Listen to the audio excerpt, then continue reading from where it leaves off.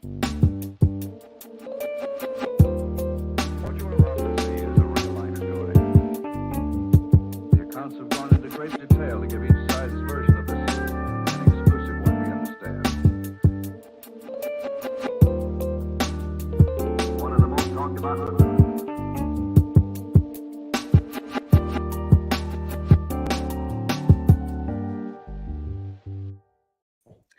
Hello, hello. Welcome to PiFi number 94. How are you guys tonight? Good. I saw you were just finishing up some reading, Patrick. Oh, yeah.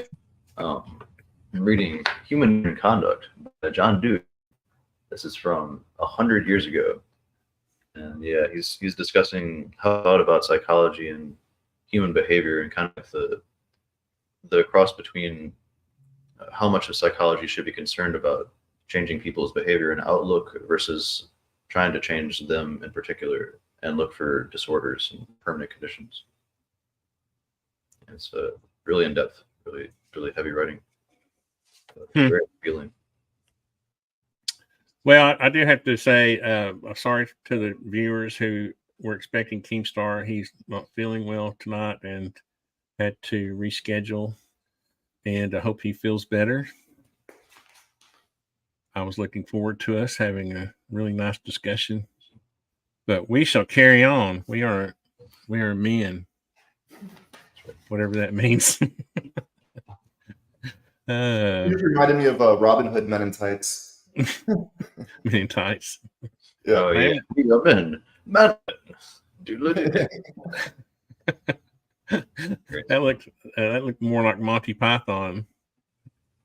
I forget who the actor was, but Robin Hood Men in Tights was like kind of like a spoof, you know. Wasn't Dave Chappelle in that? He might have been. Yeah. Yeah, he played I think he played the well, that's right. So we are great at ad-libbing. And one of the things I was going to do was I had actually had a sponsor for tonight. Is it okay? It only take 30 seconds. Is that okay if I do the sponsor?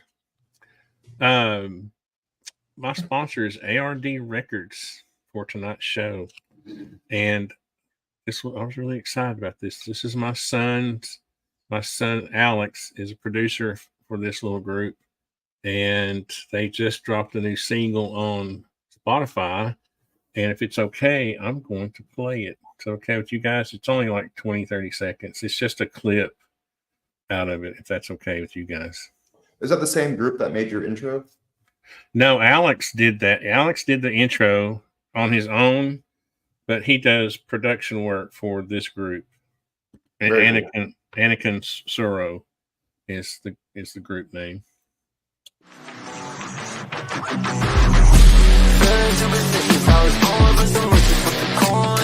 And we're dealing with some issues that I'm lost. I done made me to have a choice, and have a choice in it. Cut the middleman, fuck the benefits. There's a business, we're a long way. Paying permission, we count days and digits. Some all the tears and shit, and I got a long way. All of this in one day. Am I feeling great? Yeah, no way. When I feel afraid, ignore it. Never mind, I'm going. I'm out at the rocky road with the mills behind me. Can't spread love when I'm numb, when I'm feeling like this. All right, that was a clip from Anakin Suro. It's called Rocky Road, and it's on Spotify, and you can look for the link in the description. Proud of my sons. They're both professional musicians, and it's awesome. Anakin is a friend of Alex's. They're all doing this thing called ARD Records, and it's pretty awesome. So that was our sponsor for tonight's show. I didn't want it to go to waste. Heck yeah, good mixture of rap and metal. Plus, I owe him for doing the intro. So let me go back to the comments here. Do we have any comments? I thought this might be a good time to do questions from the audience. Tony, what do you think, if anything? Let's see. Let's do this. What do you think, if anything, is the connection between UFOs and the afterlife there seem to be a lot of weird correlations with UFO abductions, and I personally don't think. I personally think that any other life forms in the universe were created by God, just like we were. So I don't put any special significance on these entities. I'm pretty sure other life exists in the universe, but again, they're no better or worse than we are as far as individuals. So the only correlation that I see is that we were all created. I think the entire universe was created, and we just happen to be in our little corner of it, and they're in their little corner, and maybe we just crossed paths somehow. And it may be that our senses can't perceive them, and they're on some sort of, material phase wavelength that we're not on. We can't see them with our eyes. Whatever it is, they're not any more special than we are. They just happen to coexist with us. That's my thought. What do you guys think? I just want Patrick. You can go ahead for sure. I don't know. I think I haven't looked into the reports of NDEs and UFO encounters personally, although that's a really interesting topic. I know that when we have like NDEs or OBs, like out of body experiences, a lot of really weird things can happen. That's for sure. And I guess that's still to be explored. I'm not trying to downplay the NDEs, the near-death experiences. I'm not trying to downplay that. I'm just trying to say that I don't think there's any correlation between near-death experiences for us and UFOs or whatever, NHIs. You know what I mean? I think our consciousness is our conduit to God. I know, I think we've all talked about this before, but I'm trying to answer Arrow's question. Like our consciousness, our conscious is an emergent property of us being humans. And that is our only conduit. I think we have this purely physical world that we are sharing with other beings in this universe. But I think this is a purely physical world, and the spiritual world is a separate place that we go to when we pass on. So I'm a pretty nuts and bolts guy, and I don't see any connection between NDEs and UFOs. I see a direct connection. Now, see, that's why you're here. We have to have. I go into that in detail, and that's what I went and grabbed just now was the infinite pool of experience and awareness. And in the fourth book in it, it's called Time Atom. It shows how every one of your conscious harmonics is basically tuned to a different layer within a fifth dimensional vortex. Basically, we live on the surface of a black hole. And because of that, our alpha and beta brain harmony is tuned to our physical creation. It's all relative vibrations existing within superposition. And so when you think about the blink rate of our universe, our physical universe, and you think about the blink rate of the conscious waves in your mind, you can see them as channels. So alpha and beta is tuned to our physical environment. Delta is tuned to the longest waves of creation. Fast gamma, what the brain harmony you go through during near-death experiences, is tuned to the denser realms of creation. And so when you do the stacking of dimensional layers, and you understand that UFOs are related to jinn, tulpa, demon, things of that nature, you see they're actually fractals of human delusion and human imagination. They are stillness access habitats for beings within denser dimensions. As you're having a near-death experience, your brain harmony is tuning to those denser dimensions. That's what also explains the time dilation relationship to people having either gain time or loss of time when they encounter UFOs, is because they're being pushed into a less dense realm or a more dense realm. When you pass away, basically your brain harmony spirals inward and cascades through all the different brain harmonics, delta to fast gamma, and it shoots off a longitudinal wave, longitudinal electromagnetic wave that's tuned to, you could say, the fifth dimensional vortex. And so in my opinion, it has everything to do with dimensional layers and the human experience. The human body, like Artisan was saying, is our conduit to understand this universe or the greatness of God, but it's our body in relationship to other energies. That being said, the past is a different relationship. The future is also a different relationship, or you could say less dense realms and more dense realms. It's really how you want to term it. I just think those entities probably look at us and ask the same question: are humans connected to NDEs? You know, I think we're just not used to other beings, so we look at them as some higher being when they're just created just like we were, or they evolved just like we did. So they're probably wondering the same thing about us. I don't think there's anything special about them. They're just probably more advanced. Maybe they were created 1,000 years earlier than we were. Maybe God said, "Hey, I'd like to start a new planet, a new creation on a new planet." I think people have a hard time with the idea of relative vibrations because our entire physical experience is a relationship to the vortex of infinity or God or something of that nature. And that's why the physical dimension we see is only physical to our motion through space-time. Any other motion through space-time is going to have a different perspective of this energy based off time dilations and Lorentz contractions. I'm just addressing Arrow's question. Yeah, I am. I know I'm saying I was when I said they probably look at us the same way we look at them. Are we odd? Are we different? Do we have some special powers? They probably figured out that we don't already because we're down here throwing rocks at each other. And, so that's all I meant. I love physics, but I don't think it has to be that, that complicated, I don't think what I said is complicated at all. No, what I'm responding to is the idea that those beings are more complicated, that we think they're more complicated when they could just be simple beings also, just on a different, we can't perceive them. It doesn't mean they're any more special or complicated. Yeah. Right. I mean, they may exist in different densities, like Alexei was saying. The way you interpret densities is tricky, and it's hard to say like how we're supposed to interpret that at the current state of physics, I believe. Same thing with vibration. Like a lot of people and physicists especially get turned off when you bring up vibration, and because they hear vibes, like it's all vibes, bro, like that kind of context. And obviously that's not what you're getting at with this.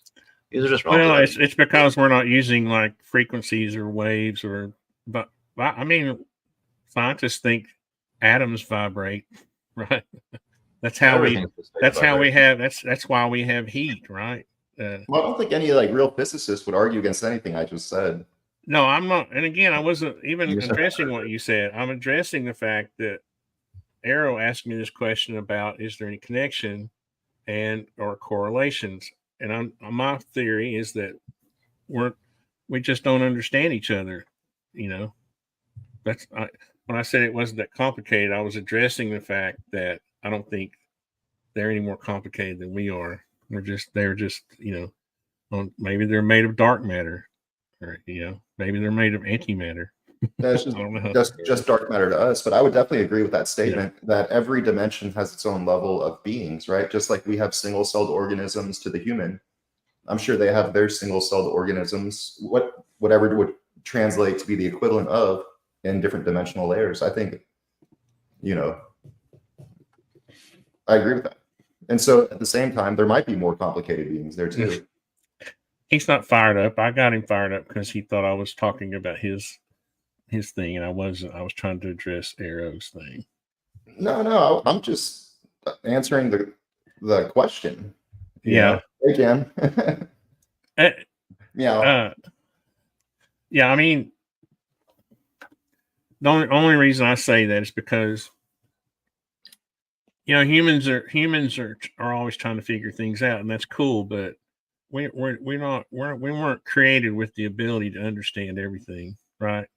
If I was going to create a robot, I wouldn't create it so that it could take me over, that it would be smarter than me, and to make me its slave, right? I'm not going to create something that can make me its slave. I always want to have control of the battery or the off switch or something. And I don't think we have the ability to completely understand. So at some point we should just enjoy this life and not get, you know what I mean? I think a lot of Yep. people get stressed out about it, and they go through their whole life stressed and worried and wondering when they miss out on the life that they're given. It's very short, you know. I think that's 100% accurate statement.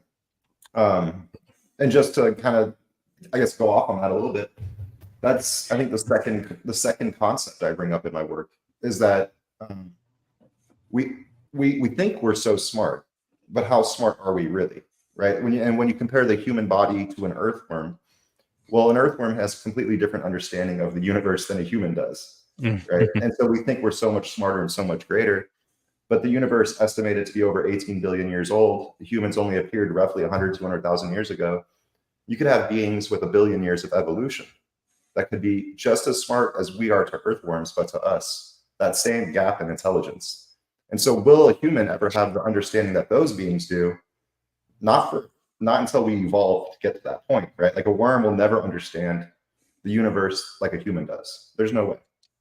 But if you chop my arm off, it's not going to regrow like a worm's tail end would regrow, right? We might be fixing that. I was going to bring up Michael Levin's work with the whole cognitive light cones thing and the idea of like the worm's ability to predict forward in the time and its time cone and its cognitive light cone, and then our ability to think predict forward as well. Well, Michael Levin is also working on the whole idea of introducing like the salamander tech into other organisms, essentially, like the ability to read limbs. Not that out there, and it's not that infeasible or unfeasible as well. When you look at children or babies that before the year of 1 year, they can actually regrow a toe, or like if you cut off their big toe, and that's a horrible example, but this has happened where a child has lost a toe before and he just regrew the whole thing, bones and sinews and everything. So at some point we lose that ability. Does that mean we get that back? That's like cutting edge biology at the moment. I've seen some studies in that too, and people have actually been able to regrow teeth. I forget it was a while back when I heard it. It was a few years ago, but Interesting. they've definitely been, like you just said, trying to introduce the salamander DNA. I was imagining starfish, but like, yeah. Well, so it's not so much the DNA. Like I'm sure we've talked about this in the past. So like Michael Levin's work is also talking about electrochemical fields or the electrical field. Morphogenetic spaces, right? What was it? I think he calls it morphogenetics. Yeah, morphogenetic space. Yeah, morphogenetic space. That's so cool. It's really, really cutting edge biology. And that relates back to those the Therify like healing beds, right? Because what those healing beds do is basically create like perfect vortex energy around your body.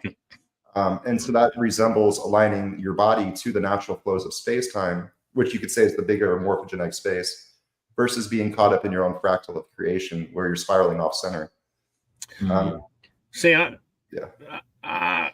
I disagree a little bit with this kind of whole thing, because I think all of these, I know this is going to sound arrogant, but I think a lot of these, animals or other life forms play a role for the earth to support, human life. Like the earthworm gets to regrow its butt if it gets chopped off, because that's part of its purpose. Same thing with the salamander. We weren't created with the same. We were created to have a fixed life or not to be able to regrow, right? So I think it's a grand design. To me, it's a grand design where every little life form plays its role, and there's a hierarchy. That's why I believe there's a hierarchy of consciousness. That's why I don't think that grass has the same consciousness level as I do, right? Hasn't life expectancy for the human, though, changed throughout time? Yeah. And I guess the next question is, how old was Moses? Like, weren't all those guys like way older? Didn't they? They were like, he was like 900 years old. I mean, I don't know that I believe that. Like, I think that there's a lot of. You don't have to believe it, okay? I'm just saying it. Just say it. We don't have any records of it, right? We don't have any good records of it. We have stories. Okay, according to the Bible, okay? That's to be respectful. I always say according to the Bible. I was brought up in the church, and I still say according to the Bible, this and that. So I'm trying to give it its respect. Right? And I've listened to theories, and I'm not agreeing or disagreeing with them. I'm just presenting them. Well, I mean, it is true that people lived longer before the flood. But there was also a different atmospheric composition. Yeah. There was more water Yeah. vapor in the air. Apparently, allegedly, I know. maybe- Patrick's saying it. As long as Where'd the you flood, have it? Like, as long I do as the a lot of flood is a research. true story, huh? Sorry, go ahead. No, I was just going to say. I mean, you have the whole thing of giant. You had, according to the Bible, okay, you had the whole giants thing that corrupted the earth, and the fallen angels mated with white girls, and that's why the earth was destroyed. So I mean, there's a lot of things before the flood that happened according to the Bible. And then according to the Bible, that after the flood there was a new covenant with the earth, right? So hence began a new way of life for humans, so to speak. So I don't know. It's just like if you were telling the story of, I don't know, Napoleon. I don't know. There's a story there. You're just telling it. I'm just saying what the Bible says. I'm not. Yeah. I'm pretty I sure mean, these are your I do a lot personal of- beliefs. I'm totally not. I'm totally joking with you. Go ahead. Patrick. Yeah, it depends what you believe. I was Like, I making mean, it may benefit us to believe that we can live much longer, honestly. I mean, I look into a lot of longevity and health span and lifespan extension technology, and just like real down to earth advice on how to like live a healthy way so that you can live longer and like have a healthy health span, like able to, run and jump in your 60s and 70s and 80s like you would just do now or at your age. And I do think we were meant to live longer, right? I think like, we definitely can. Yeah, and like Wait. part of the believing you can is also a big part of that. Like, we don't understand how the placebo effect works or how like self-healing works. All we know is that it really, really plays a major role. We got like 50% success results with SSRIs and 50% success results with placebo effect. So the brain's ability to heal itself and heal the body and also keep the body going. There's one person that's I think 102, and he said his key to that was just telling himself, "I'm never going to die." And he's there's definitely that. I tell myself I'm not going to retire every day, right? I mean, I could retire next year if I wanted to, literally, but I'm not. There's no way in heck I'm going to retire next year, And I think you just have to keep telling yourself you're young. I feel 45 or I feel 50. You know what I mean? You have to keep telling yourself that and keep living that way. But part of our lifespan is affected by the way we grow food now, the manufacturing processes, the chemical processes, you know what I mean? The whole lifestyle, sitting around, typing on the computer all day. It's funny you bring that up.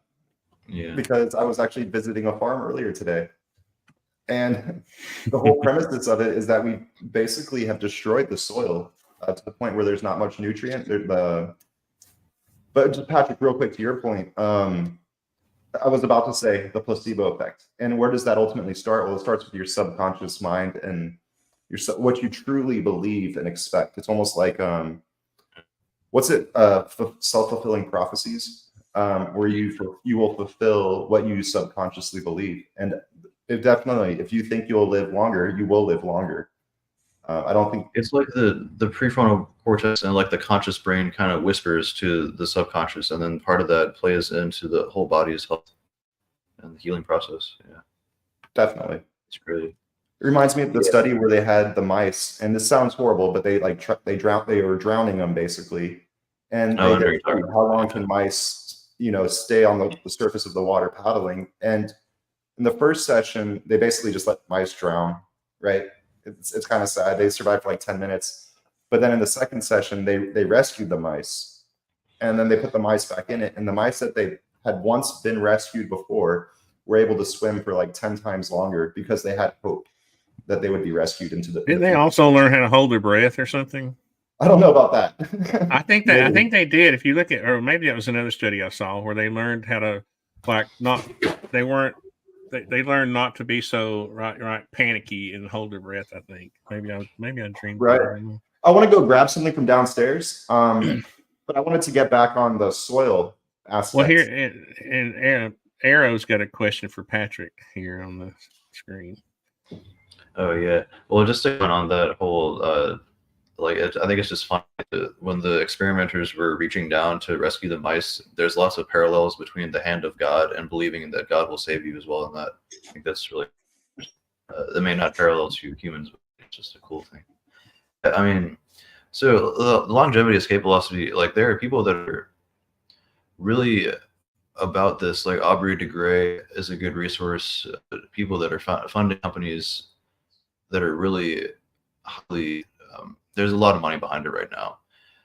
The problem that I see is that there's a lot of money behind the research, but not so much the companies that will be selling products and funding the science that really needs to be done in these regards. So there was an interview I watched recently where they kind of broke this down. I'm trying to remember it. It was on Tom Belaye's channel. The issue seems to be mostly like corporation, and if there's not a corporate incentive to fund the research, then we won't see it.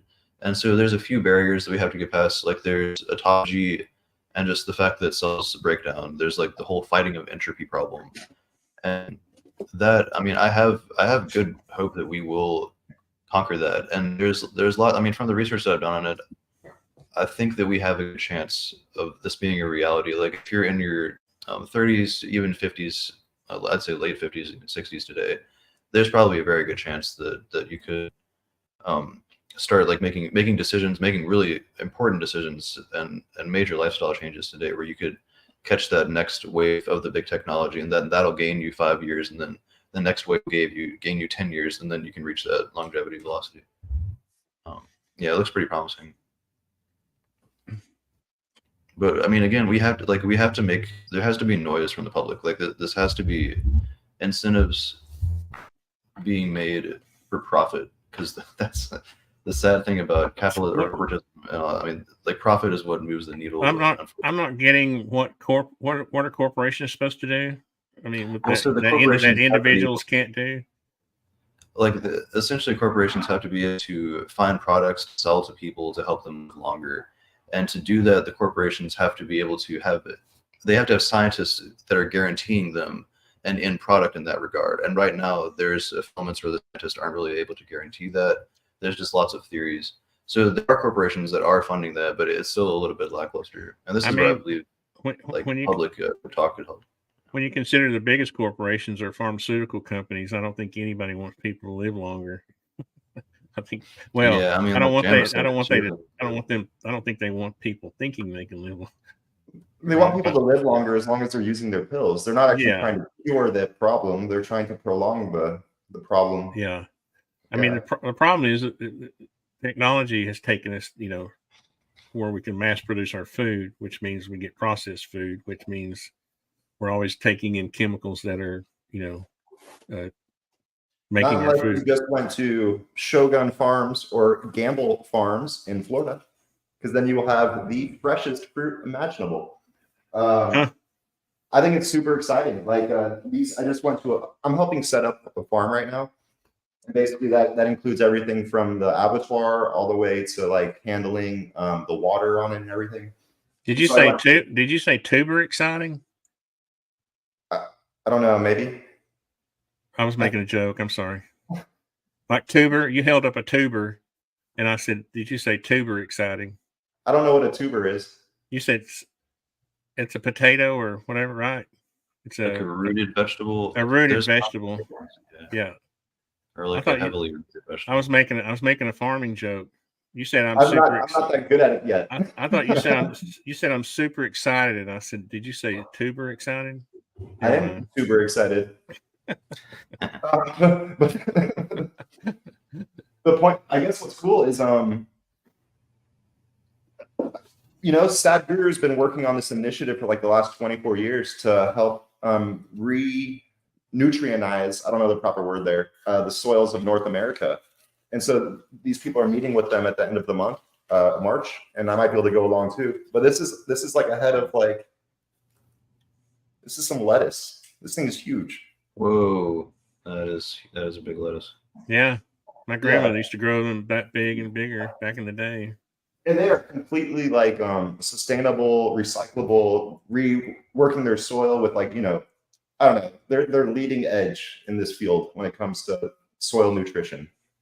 They talk about the microbiome of the soil, even, Yeah, Sadguru did a lot of work in India with their ecosystem stuff, where he was trying to clean up the rivers and that kind of thing. Yeah. He's a great environmentalist. I think it's part of the pacing motions of life and societies. You know, like we've kind of pushed really hard in a certain direction that's making a lot of us unhealthy. And now we're, you can say, pacing back towards like what we're supposed to be, which is in line with the morphogenetic spaces of our creation ultimately. Because the further we drift from them, the easier we get sick. That's why I think cancers are on the rise, right? Because we've drifted so far away from source, or in other words, we've drifted away from God because of all the like the nonsense. And as we connect to this primal flow of creation, I think it'll create a lot of healing. But not only that, people will just naturally live longer. Maybe just like the stories of the Bible said, as long as Moses and people like that, you know. Methuselah, yeah. Jam was saying she doesn't want to live to 900. I kind of agree with this, but Yeah, I it's don't think like- we were meant to do. Well, it depends Like on your quality of screaming- life, right? If you're really enjoying life, and Yeah, like rocking and exactly. rolling, you want to. But if that's you're why it's about health span. Yeah. if it's constant suffering, then I could understand why you wouldn't want to. You know, like okay, 80 is good for me. Like, Yeah. um, I mean, I thought about it. 500 would probably be a good year. I want to see where things end up, like because we're in the middle of such a major evolution that we've never seen before. We're in the midst of a fourth industrial revolution with the rise of AI, and I think people just there's need to. major impact. Oh, this is not going to work again. But what I do is I get just like you're showing I get vegetables, like I get potatoes and chop them up. I get peppers and chop them up. It's all just whole food, right? Good Lord, this background thing. But it's just potatoes and peppers and onions, and you can just make yourself a food bowl. That's what I do almost every night. Yeah, eat your veggies, eat your spinach. But remember, when you eat Veggies. spinach, put something on it because the lemon helps activate the spinach. Otherwise, you can only digest like 2% of it or something. Say that again. Eat what? Like when you eat, I just learned this. When you eat spinach, it helps to put lemon on it because lemon activates it in a way that you can digest it. Otherwise, it's hard to get the iron out of it. You only get like 2% out of the iron out of spinach. You're raw. It's kind of like Definitely do your research. Like, yeah, that's pretty cool. It also makes it Patrick, taste better. you were saying something a second ago that we're on the verge, like with an AI revolution, and you were maybe relating that to longevity of life. Yeah, I mean, we're in. I was just saying, I want to live to be able to see where that goes, and maybe I don't. I guess it could turn out really bad, but I think that I mean I have a lot of hope and I see a lot of promise with AI. I mean, just using the tools to begin with, like having the instinct and developing instinct to use them as a personal assistant in a way that's like they can be your new doctor if you know how to use them right. They can be your health span, particularly in longevity, lifespan doctor if you know how to ask them the right questions. Just tell them as much as you can about them without giving away like personal information that somebody could use or whatever, and have them customize a diet to meet your needs. Like if you can afford it, get your DNA analyzed, go send your blood off to get as much details on that as you can, and customize yourself a health plan in this regard. And also, like, there's also remember the introspection where we have to have a ability to tell ourselves that we're going to be well, and also with that comes the ability to introspect and have good communication with the signals that your body is giving you. Like I have Crohn's disease. I've had it for 20 years now, and I finally have it under control, mostly because I've learned to listen to my body, and mostly because I've learned to like prioritize the meals that make me feel good and not make my mouth feel good. You know, like the meals that will help me have natural energy, feel bloated or whatever, all the heartburn and other consequences. Those are the meals you want to prioritize. And you like the more that you listen for that, the more that you do like body scan meditations like Nupassana or just other forms of introspective habits, that's going to get easier for you. And also quality of food, like another major rule for me is just whatever you're mainly eating. Like for me, eggs almost every morning. Try to make the high quality, like whatever it is, the main things that you're consistently taking, and try to make sure that they're organic, high quality. I always wonder how much energy we're wasting because we're eating foods that aren't like very good for us, right? So we eat this food, but now we have to spend energy breaking it down and actually turning it into usable energy for the human body. I think that we really don't need to have the over 2,000 calories a day if we actually just ate better food. because we would have less degradation going on in the system to begin with. So I'm That's a where it creature. all. Go ahead. I was just saying I'm a creature of habit, and this is what I'll normally eat for dinner. It's just peppers, red peppers, green peppers. I do cheat and have a little extra sharp cheddar, but then just drink water and But you can. Was I sharing the screen? No. Wow. Okay. This was the picture I was trying to show. There's my potato. They're not fried. They're baked in my little convection oven right there. And red peppers, green peppers. It's just none of this is fried or anything. It's just the peppers are straight out of the jar. Potatoes are straight out of the bag into the oven. And now probably eat too much of that. But That's good. Peppers are good for inflammation. Yeah. Had some Tennessee whiskey, Daniel says. Yeah, I could, but I'm kind of like, not exactly like Patrick, but I do have this thing where I can't drink alcohol because it causes inflammation really bad. Like I'll get gout. I actually have a friend who owns a moonshine distillery. I probably have a video on it. And this was like a year and a half ago, he started it. He was like, here, come in and sample some of this. I was like, okay. I swear to Jesus, it was like 3 days later, I had a gout flare up. I was like, oh. Yeah. So I'm not allergic to it, but so Daniel, stop being the devil. Daniel's the devil. You tempest, get thee behind me, devil. But anyway, yeah, this is Tennessee. You can find all the moonshine you want. I just think it's funny. Tennessee has come up like 10 times in my day today. They were like, yeah, Sadguru's out in Tennessee. And then another friend was like, I'm going to Tennessee this weekend because there's like a motocross rally. And now you're all like, I live in Tennessee. Come on a podcast. That's awesome. I was impressed when Sadguru came over from India and built that temple there in Middle Tennessee. It's pretty awesome. Yeah, if people aren't familiar with him, I would highly suggest looking him up. He's someone I relate to. I like him. I think he's a cool guy. Yeah. Sadguru is awesome. He's a very practical. He's very practical. I love the way when people ask him questions expecting this very highly spiritual answer, and he's just like, well, you have to do this, and it's something real simple. Yeah, his Gandhi vibes. I like that. Yeah. I love him. He's good. Well, like Thich Nhat Hanh, he kind of reminds me of a lot of his teaching. Who? Nhat Hanh. He passed recently. A week ago. He's a really big political Vietnamese monk, and he was very politically active during the Vietnam War. And say his name again because you kind of roboted a little bit. It's Thich Nhat Hanh, I think is how you pronounce it. It's THICHNHATHANH, lots of H's. He says a quote on my whiteboard right now.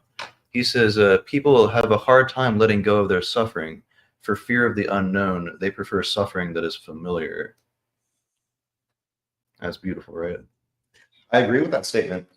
I mean, yeah. You kind of go through periods of your life where you're almost afraid to, like, I went through a period in my business when I was really successful, and it was actually kind of scary. And I was like, I just want to go back to being small. I don't want to be successful. Fear of success is a big thing. Yeah. And I consider that a weakness, and I don't consider that some grand, honorable trait. I think we should try to be as successful as we can to help others. So I think the bigger question is like, is it a fear of success, or is it a fear of achieving like your greatest self? Because that's the where I saw it. It was like, man, that's scary to be like the perfect version of yourself. For me, I had this opportunity in my business to go produce like subdivisions at a time worth of houses, and it kind of went against my grain where I like being involved with each house, and it's custom built, and I'm working with the owners. And so it's not like I was being Gandhi or, Sadguru and turning down millions of dollars. It's just that I thought what I was doing was more fun, you know. But there may have been a side of me that was afraid of that, right? I mean, I'm admitting to that. I'm not trying to say I'm not Sadguru or anything, but I always wonder, and that was when I was in my 40s, and I wonder if I had, where I would be now if I had just done that. But I'm happy. I mean, I look at it now. I'm thinking, well, I'm in the woods in Tennessee where I want to be in a little house. That's what I wanted to do. So I got what I wanted, but it's not the same measure of success that some people, right? Because I have people comment on my video about my tiny house. They're like, "Oh, I hope you do better. I hope things get better." And I'm like, "Dude, I planned this my whole life." Right. This is exactly what I think success is very relative, right? So Yeah. and it's very personal. Like Yeah. the time in my life when I felt most successful was I'm literally not working. I'm working for myself, meaning I'm working for everyone else that's hiring me and buying my stuff. But at the same time, I moved out into the woods with my camper, right? So I remember this. I'm living in a camper, and it's like, oh, I'm sorry you're living in a camper. I'm like, I'm not sorry at all. I absolutely love this. Yeah. Like, I thought about doing that many times. Yeah. It's such a thing with me right now that I'm building a bigger tiny house next to this one just so people won't think I'm homeless or something. It's I saw the fun. windows you've been putting together. Yeah, that's been a really fun project. I used to build a bunch of windows back, when I was in my 20s. That's something we used to do back in the day. In the 80s, we actually used to make windows.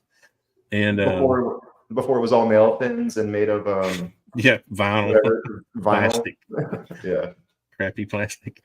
But I mean, they have their use. They're very weatherproof and they don't act weird in the sun.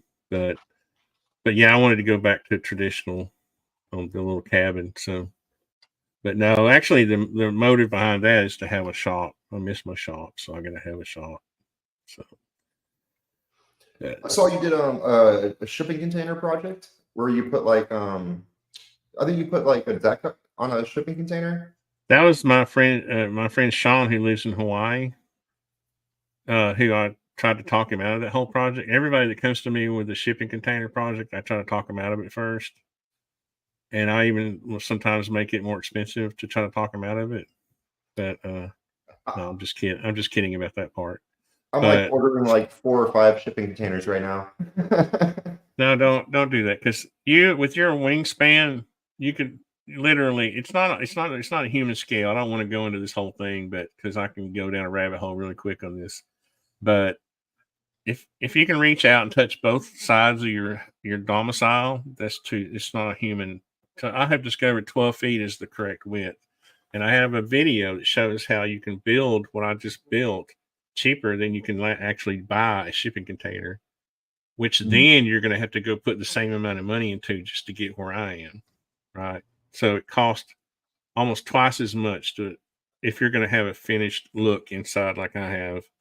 And in a shipping container, you can put a bed at the end of it, and that's it. Anyway, I don't want to go. I have a whole you're video. talking about building homes out of it. I'm talking about building like functional workspaces, like a paint station for the abattoir, a knockbox. Yeah, they just condensate like crazy and workspaces, and you can basically just little workspaces for individuals. Yeah, you could do that. They're just not very. They're only they're only 7'6" inside, so it's very small. Again, the scale is wrong, right? Think about even if you just look at the Fibonacci, the 1.618 or whatever, it's 40 feet long and it's only 8 feet wide. It should be it should be 12 feet by 30 feet, not 8 feet by 40 feet. That's just not a human scale. It's not natural. It's not Leonardo da Vinci's Vitruvian Man or whatever. No, my template CAD file has that graphic in it as my default workspace. So that every time I open it up, I'm reminded, don't do, think about scale and function, So that same scale, though, is also the brain harmony of the human, the waves, delta through fast gamma. It's the different dimensional layers. But what I wanted to bring up real quick was how that relates to what Patrick was saying earlier about Michael Levin and morphogenetic spaces and your ability to connect to them. And so if you're literally in a metal box, it's like being in a Faraday cage, where apparently it's not very healthy. You're healthier if you live in an organic box versus one of a metal box. There's studies. I haven't looked into them too much, but people argue there's studies there. Yeah, there's nothing wrong with a tin roof. I have to admit that. Okay, they're cool, but you want the structure that you're living in to be wood. Well, it circles back to grounding. Why do people even put their feet in the ground? Right? Like you can't put your feet in the ground if you're living in a metal box. That's just kind of the easiest way to put it. The other thing that people don't think about is in my tiny house and in my tiny shack, when you have unfinished wood on the inside, the wood as walls and ceilings, that wood will help you maintain almost a perfect humidity level. It will absorb a certain amount and then release it. There's a cycle. It's still going through. It's absorbing moisture and release, right? It's still doing. It's almost like it's perfect for maintaining humidity levels in your house. And metal and drywall and all those crazy surfaces are they're not very, again, I could preach on this all day. You shouldn't have got me started. Sorry. Well, in that case, let me cut you off real quick. We just had a comment from Mary. I just want to have answers before my time comes. I honestly think disclosure would be good for mankind in general. To Mary, in the nicest way imaginable, what do you mean by disclosure? Like what is disclosure to you? Because I know that everyone, I'm just going to go off that. I know that everyone has a different definition. Some people say that we've already had disclosure, right, Artisan? And then others say, no, we haven't. We haven't had disclosure at all. And so, like, no, I don't. You know who I'm talking about when I say some people say we've had disclosure. Oh, I thought you said I said that. No, you don't think we've had disclosure at all. No. But some people. I don't think we'll ever have a disclosure. Yeah. Some people that are in the movement have been like, you had disclosure. We don't have the ability to disclose. So, but in my opinion, I guess I'll just start off that thought process. I think it actually circles back to what Artisan said earlier, how the human body was designed to only perceive certain energetic states, certain states of awareness. We are like an earthworm compared to a greater being. And so with our most advanced senses, that eyes, we sense electromagnetism. We think the universe is expanding. That's also silly to me.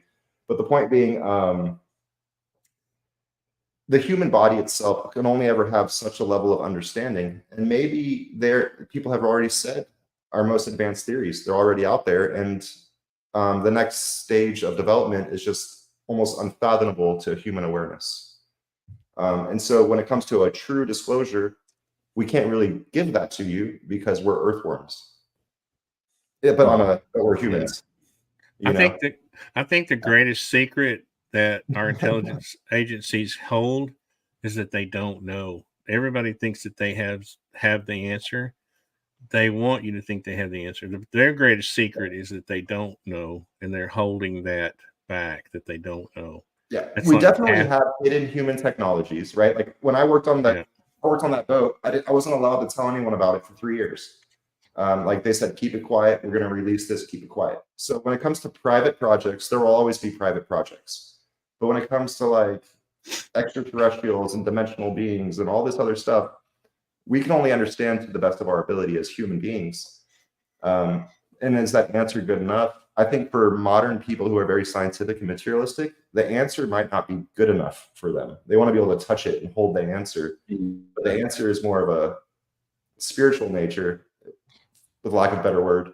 Yeah, I totally agree. That brings me to a response I was thinking of to Daniel's question. So Daniel says, why do people crave disclosure? I think it's because people crave closure. We crave absolution. We want to know what is going on in this world. We have such a deep drive and the human essential condition to have answers to the big questions. This is why religions of old have provided so many of these answers for us up until the age of enlightenment, when a lot of this started getting challenged. And now we have we have new technologies that are making us question things much more than we used to, and we're not evolved to handle that just yet.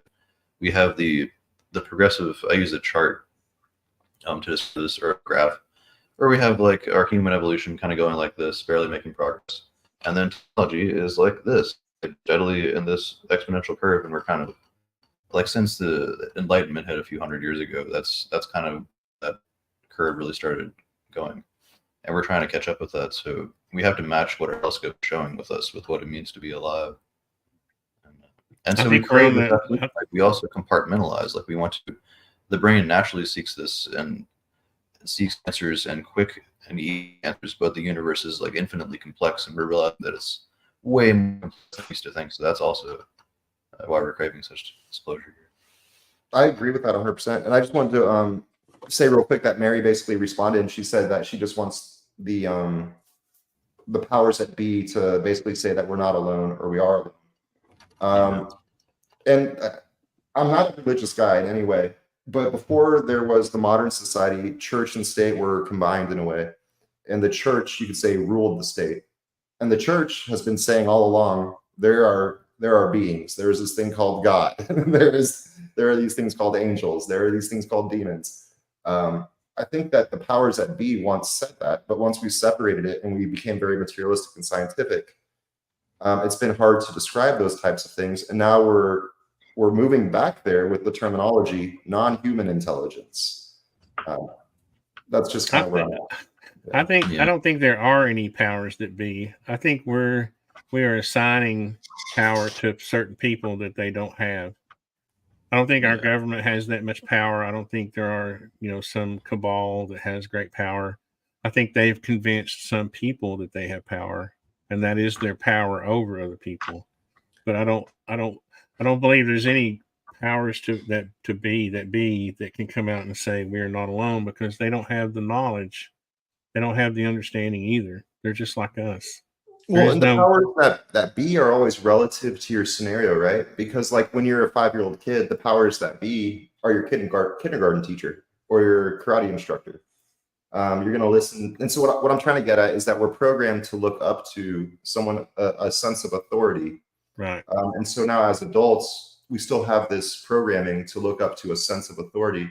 And instead of you being directly connected in general, being directly connected to that source vibration, you're connected to humans in general, are more connected to these thought forms. Like government needs to tell me what to think is acceptable or not. Social, the social shaming aspect of our reality and groupthink, as you like to say, artisan, is very prevalent. Well, I think part of maturing as a human, after what is your brain developed by 20, 21? Your brain never stops developing. That's a really big misconception. Well, okay. So, I mean, according to science. Science. But that's part of my point, though, Patrick, is that some people can mature at certain rates to understand that we don't have to respect the karate instructor anymore, right? There is no great power above us. The only power that is above us is our Creator, and He exists out of this world. This is a physical realm, and He doesn't exist here. It doesn't exist here. So, again, that's why I always preach: stop worrying about disclosure. Live your life. Be fun. Be happy. Have fun. Build a little house in the woods. You've been saying it for at least a year or two at this point. There's the cycles of disclosure. You've been saying it every 10 years. You see it come out, and then it just goes away. Comes out, goes away. But we're getting more answers, I think. Like these recent disclosures, or at least like recent wave, has been much more enlightening, I think, than what we've seen before. Again, you can trust it or not, but it's important not to obsess over it. And I think that's a good point that Artisan's making. I mean, the philosophers know this too, and I've spent like a good almost 3 years writing and researching and obsessing over philosophy and trying to get a balance between, so like the terms epistemology and ontology. So like ontology describes reality as it truly is, which we don't know. And epistemology describes reality as it is to us, or how we experience that reality.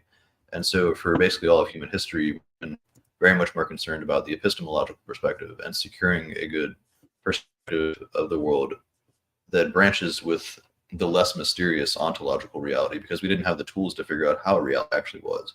Now we do, and so we're in this major crisis at the moment. We're trying to get on some answers in that. And so, like the cognitives, the existential philosophers, the phenomenologists, they're all they've been scrambling for this. They made a lot of progress too, and honestly, like the Buddhists have been dealing with this in many ways. So the Theravada Abhidhamma describing like 92 different ways for consciousness to exist and like what it means to be a conceiving entity. They've been working on that for 2,500 years, and now that's starting to kind of resurface because our science and neuroscience showing us how those gaps can be met. Yeah. I wanted to address something Jan was asking. Why do aliens need crafts if it's spiritual? I've never said that they were spiritual. Quite to the contrary. That was the point I made earlier, is that they're no more special than we are. They're just different than us, and they're probably looking at us the same way we're looking at them, as weirdos, but I don't think there's anything spiritual in this world.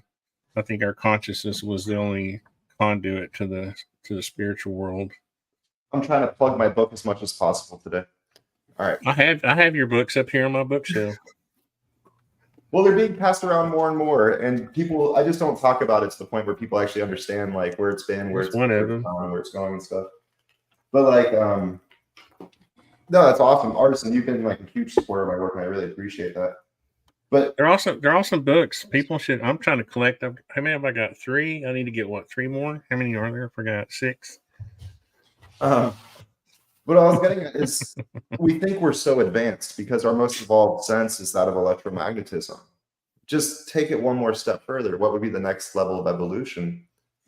We have a single-celled organism can't really move like a human does, let me put it that way. And so what I basically theorized in the first book, the reason why I'm bringing it up is because I basically discussed the idea of a being so naturally evolved that it can not only look at the stars at night, but it can travel through time without technology. It can travel through dimensions without technology. And so, like, the proposals are that if these creatures were sufficiently advanced, or if other aliens were advanced, they wouldn't be sending them their physical bodies. They'd be sending probes, their technology out to come check us out. So that's probably what we're seeing, like the Tic Tac and all that. Yeah. People, I mean, not to get too into it, but like the way that these objects move, there was an inside of that, they'd just be smashed against the walls. Like these are very likely probes if they're anything. I definitely agree with that. And I think most of the stuff we've been seeing lately on TV is man-made drones. But when it comes to my personal life and personal experience, like the things that I saw were not man-made drones. They were beings that were naturally interdimensional.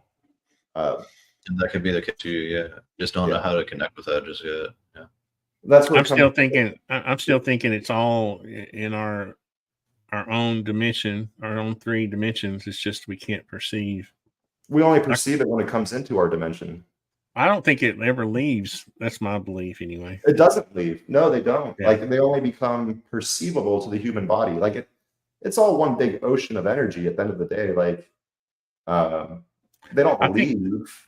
I think it's kind of like, I think that, like, again, they're kind of like us. If they were able to somehow create a wormhole or a port, some sort of, they would, and they decided how to get through one side, they probably don't know how to get back. So maybe they've crossed over and they can't get back, or something like that. That could be. Yeah. I think that could be the case for some beings living there. And then it could also be the case that for some beings living in this higher dimensional space, it could be as easy as us just putting our hand in the ocean or in the water off the side of a pier. And now our hand is where the fish are. Like we have the ability to travel through densities of dimensions. I could go on forever on this. And I think that other beings basically also can just dip their hand into our dimensional layer, which is the surface of a black hole. Yeah. Mary, I think humans think anything they don't understand is spiritual. You've seen the story before, like I guess, Mary, have you seen the story of the Amazonians who worshiped the plains, right? Because they thought they were gods. Remember? And they built an idol of a plane to worship have y'all seen that? Mhm. The tribes in the jungle that we had a plane crash in the jungle or land there. Oh, you're talking about what is the island?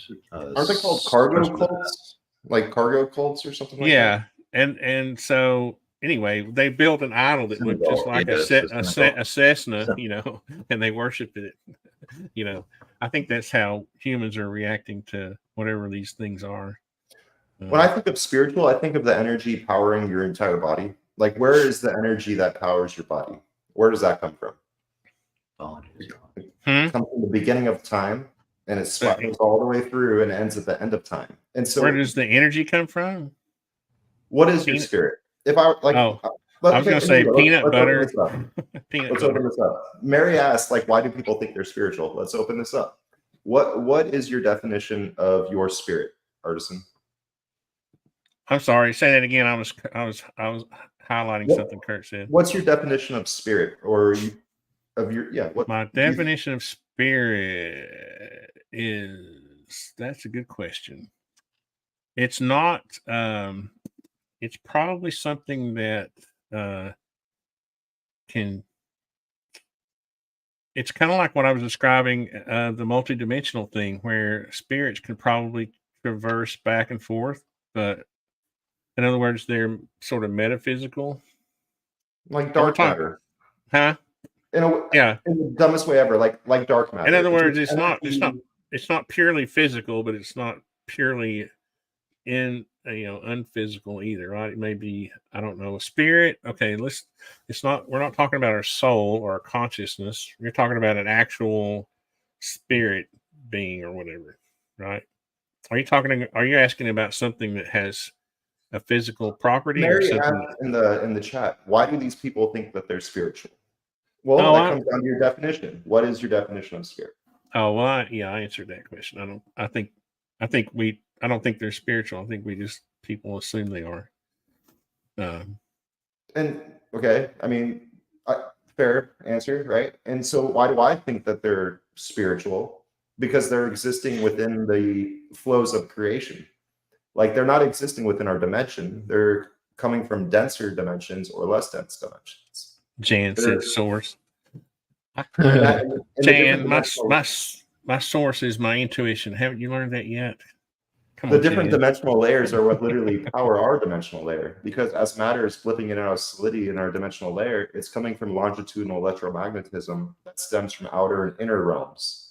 So it's what would I define as spirit? It's the energy that actually blips you in and out of solidity, but existing within different dimensions. And so why do I think they're spiritual? Well, because that's what the definition of spirit is. I don't know. You give them that much importance? You call them spirits?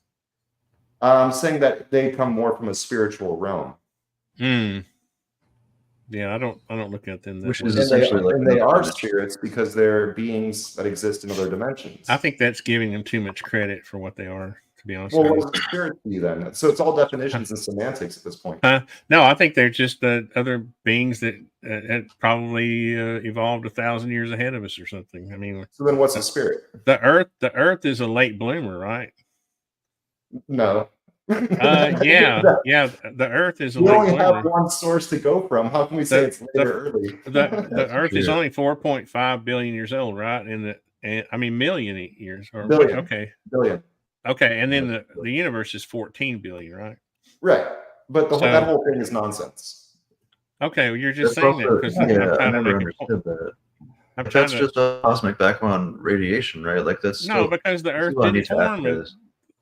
Like we judge that off of what we can see. It's only the light that we receive from the Earth. Okay, it's a relative though. There's that much difference between what we can see. It's still the same difference, right? If we can measure out to 14 billion years and we can gauge, we still know that there's that much time difference between us, that there could have been other Earths that evolved before us long before, and these beings could just be just more advanced beings. Right, but a lot of the suggestions, like when you look at the Fermi paradox and the Drake equation, these suggest that we're kind of an early, like it's very, very rare. We've seen all like the many stages that planets have to go through, like the the Goldilocks zone, like how rare is it for planet to Yeah. be in the Goldilocks zone, and to also have been hit by an asteroid so that the giant reptiles don't hit, but then the animals But the James start Webb taking Telescope's over, already turn around. identified like 300 of those planets. So the Goldilocks zone planets, yes, but that's only one part of like Yeah. 14 other stages in the Drake equation you have to take for life to arise. All I'm And life, saying like is ours, that I don't. doesn't have like claws for fingers as opposed to like fingers that can move and opposable thumbs.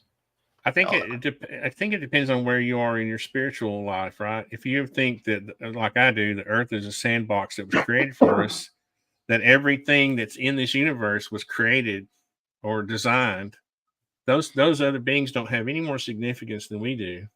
The spirit world lives outside of the physical world, so I don't put any credence. I'm not worried about aliens. I don't. You know, I'm not concerned about them. So based off your definition just now, I think that's why most people say they're spiritual beings. Because they're No, I existing don't. beyond No, our I dimension.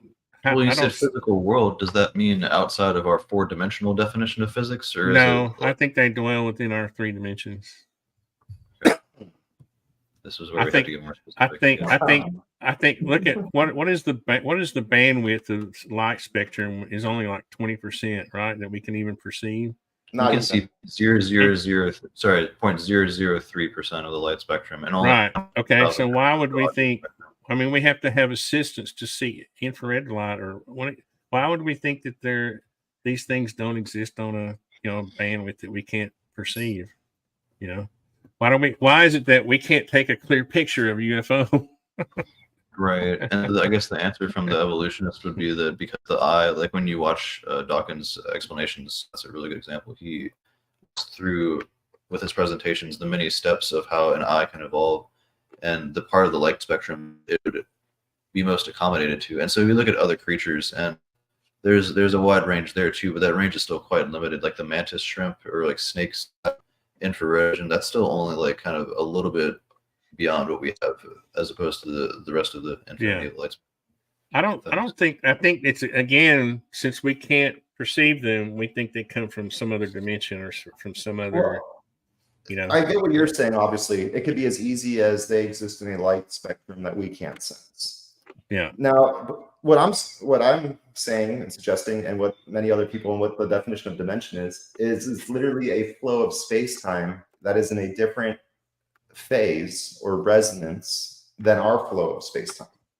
Not only did we evolve on Earth, which gave us the senses and spectrums of touch, taste, feel, and smell, sound, right? Because we're detecting physical matter, but we also evolved in a solar system, which is a yellow star, which is why our eyes are tuned or centered around the color green/yellow because of the maximum temperature of the sun. We're the human body. We are a product of evolving within the energies that we exist within. We evolved on Earth, touch, taste, sound, and smell. We evolved around the sun, the sense of vision. Each one of our senses, for example, your ears are tuned to my vocal cords and the speed of sound through air. That backs my theory, though.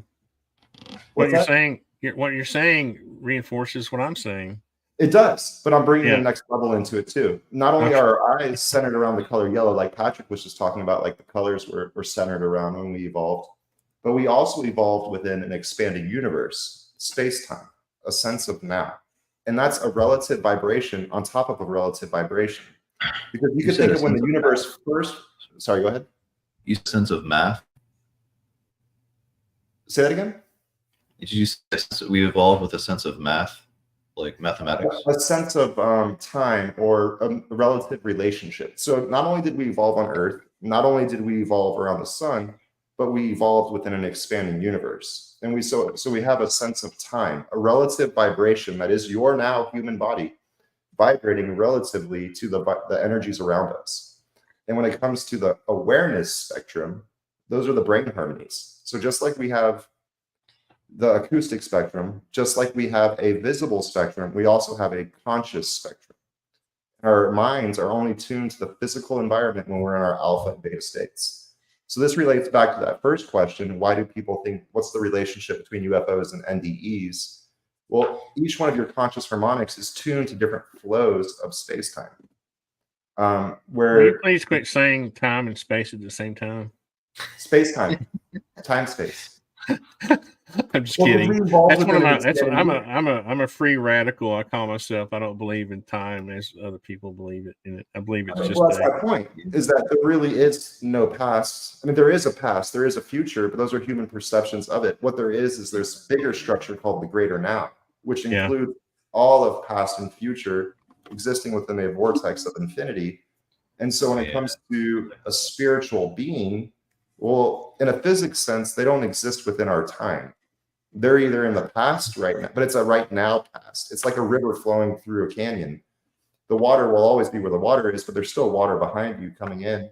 So the past is still coming in to our now moment. The future is still moving towards the future, but there's a now past and a now future. And those aren't always the same as the one that our experience of a human went through. And so that's why I think that we fundamentally see everything wrong to begin with when it comes to time, space, how far away are the stars. We're limited because we're a human body, like we were talking about earlier. Like we're like earthworms, but we're the human. Yeah, it's highly subjective, like Daniel said. I think, yeah, it is all subjective, but that's why we have these shows so we can subjectify it. I mean, it's pretty objective. We exist within time. Is anyone gonna argue that we exist within time? Or?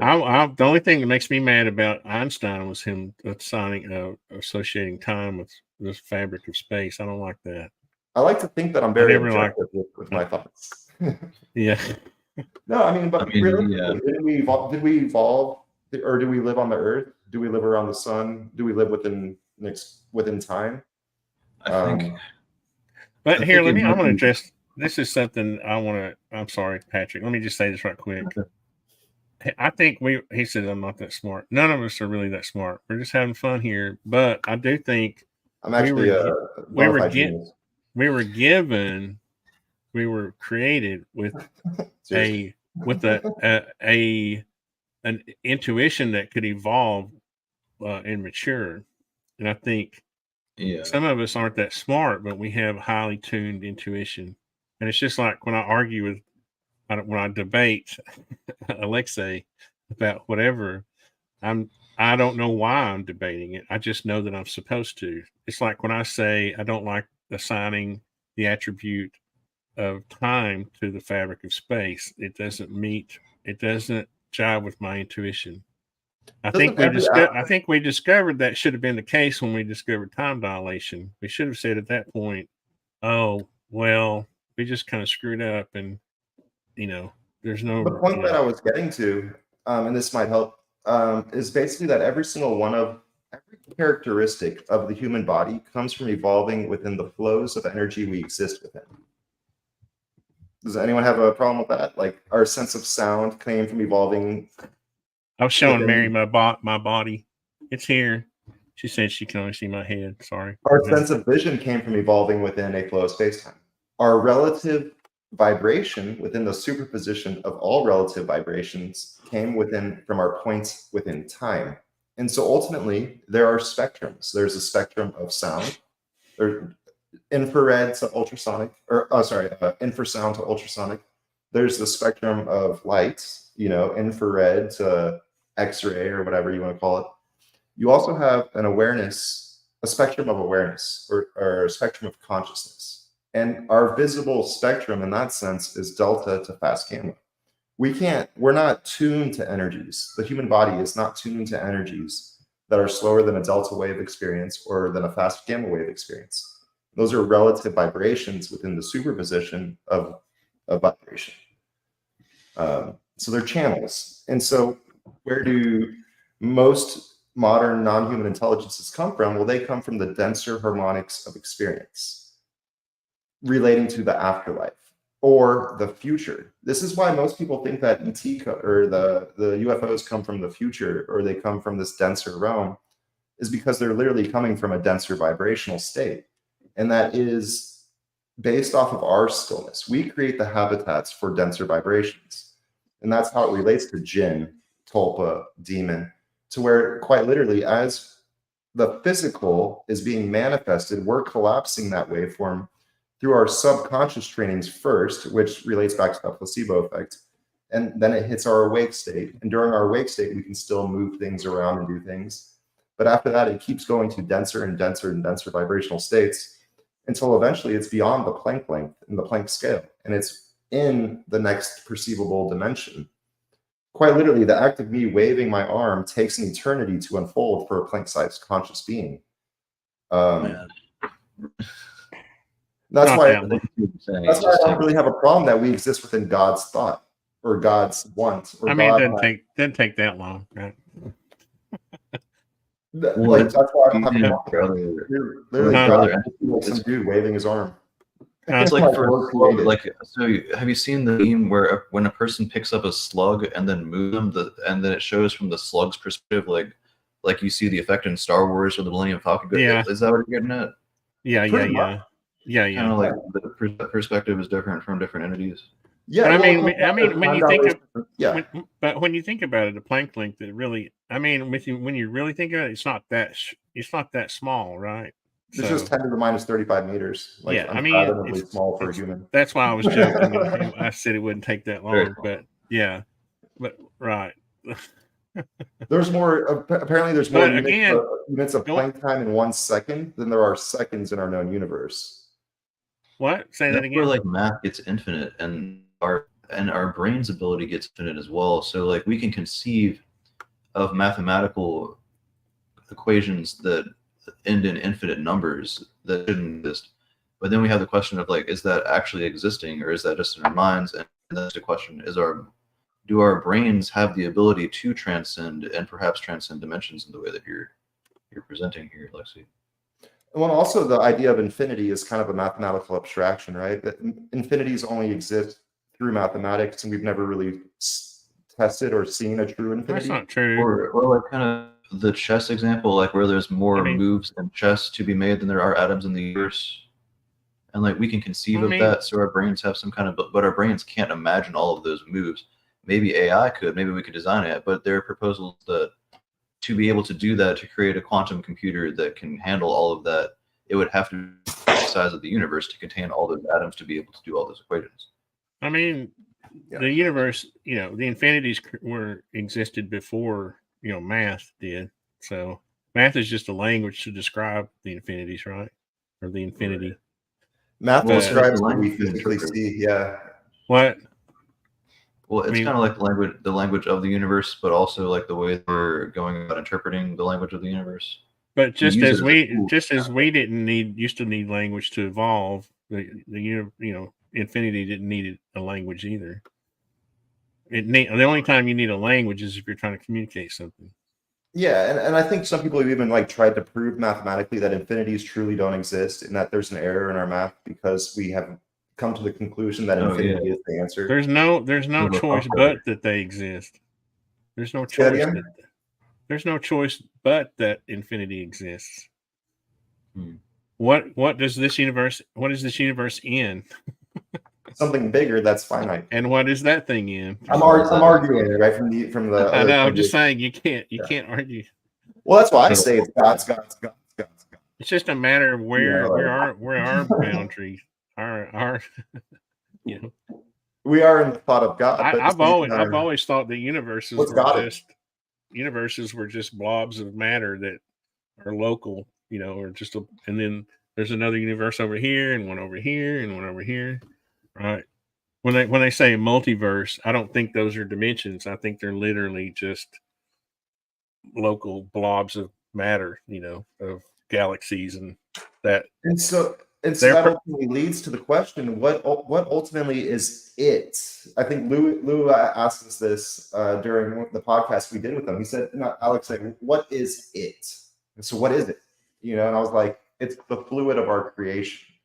Because ultimately, we have a perception emerging from a fluid of energy, like a big ocean of energy. And now we're this point of attention existing within this ocean of energy, perceiving a reality.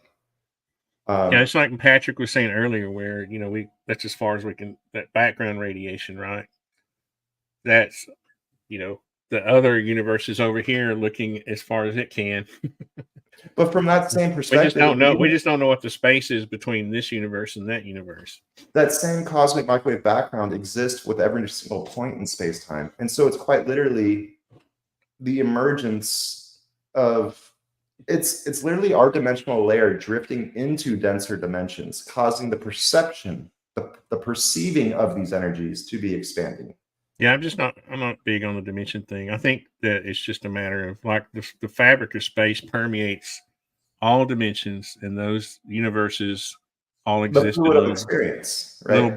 little blobs of galaxies here and over here.